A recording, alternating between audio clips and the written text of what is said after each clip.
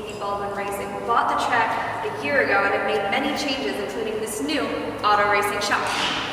What we've all feared has come true. This afternoon, Tyler Ennis declared for the 2014 NBA Draft. With an undefeated season, the Moravia boys look to take on Newfield in the IAC Championship and hope to add another trophy to this case. NASCAR's season got underway this weekend at the historic Daytona International Speedway. On Saturday, the nationwide series race was won by Central New York native Regan Smith. The 4 number 1 seeds are Virginia, Wichita State, Florida, and Arizona. SU missed out on a number 1 seed after losing 5 games late in the season. Joined here with 3-time champion Matt Shepard. Former Crunch star Mark Barberio has left his mark on the NHL.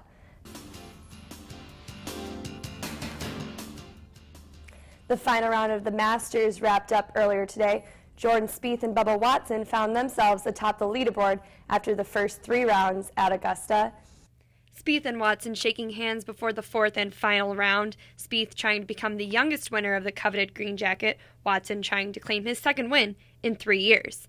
Spieth at the par 3 4th hole in a sand trap hits this shot right into the hole for the birdie. What a shot. Over to the 9th.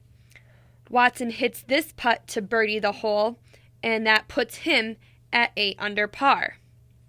Let's go over to Spieth at the 12th. With this shot, he is trying to make the green. Instead, the ball rolls back into the water. He would have to settle for a bogey on the hole. And that would just about seal the deal for Bubba Watson. With one final putt, he wins the Masters for his 2nd time, this time with his family in attendance.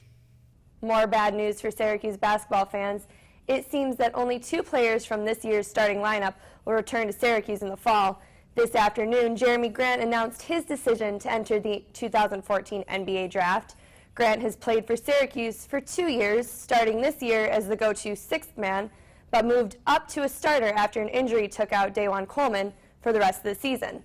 He averaged 12 points per game, as well as leading the team in rebounds. Does Grant have what it takes to make it in the NBA?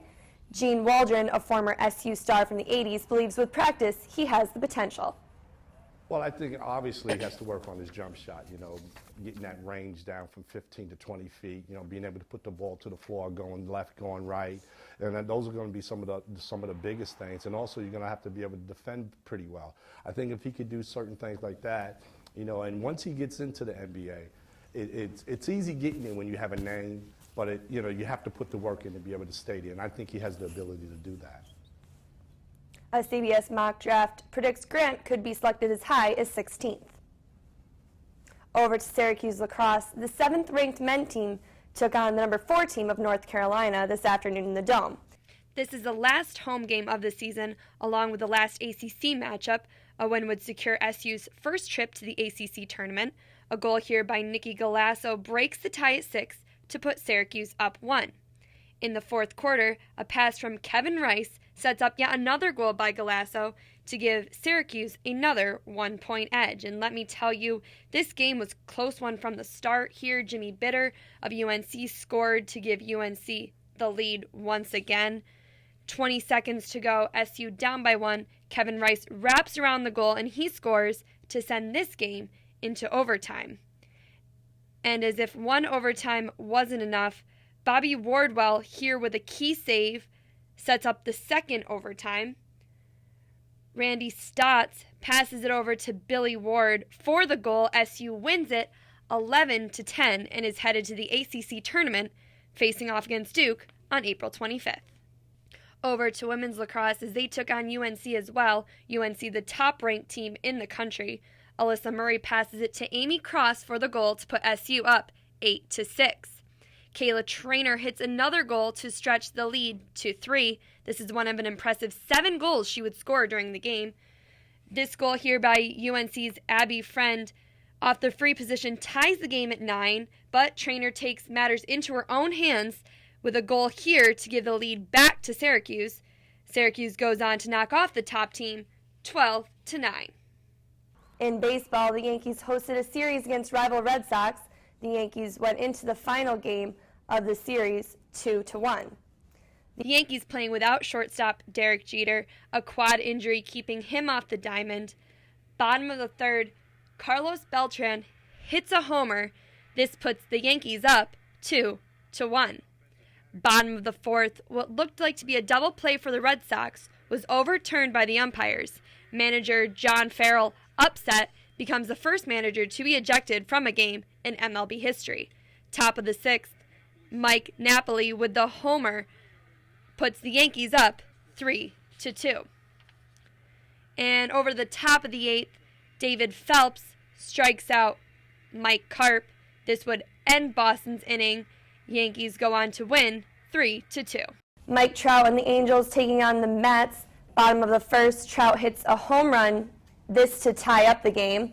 One batter later, Albert Pujols hits another homer. And no, this isn't an instant replay. Raul Ibanez, the next batter up, hits yet another homer to make 3 in a row. Angels beat the Mets in a dominating performance, 14-2. That's all for NCC Sports. Up next, your last look at weather. The roar of an engine and a packed grandstand can only mean one thing. Racing season is back underway in Central New York. Fonda Speedway, fondly known as the Track of Champions, is now under the supervision of past track champion Matt DiLorenzo. We did a lot of work over the winter, and it was a brutal winter trying to do any improvements. But we're in really good shape right now. A lot of long hours the last couple of weeks, and a lot of phone calls. But hopefully after tonight, we'll be able to sit back and relax, and hopefully enjoy. One of the problems Matt DiLorenzo faced was bringing more fans to the racetrack, and one of his solutions, to renovate these grandstands. Other projects include renovations of concession stands and bathrooms, along with a brand new ticket building. And his hard work is showing. Ronnie Johnson, a 2-time winner last year at Fonda, has been coming to the track for years, first with his father and now as a driver. I mean, you just look around this place, he's done a heck of a job, and we're real excited about racing here this year. DiLorenzo hopes to attract more fans by lowering ticket prices and holding special nights, such as Hawaiian Night and Ladies Night. Just trying to spice things a little bit up. It's not, you're going, hey, we're racing again, it's something different. And with a high race car count and plenty of race fans on opening night, Fonda Speedway is heading in the right direction. Hopefully tonight I'll be able to sleep.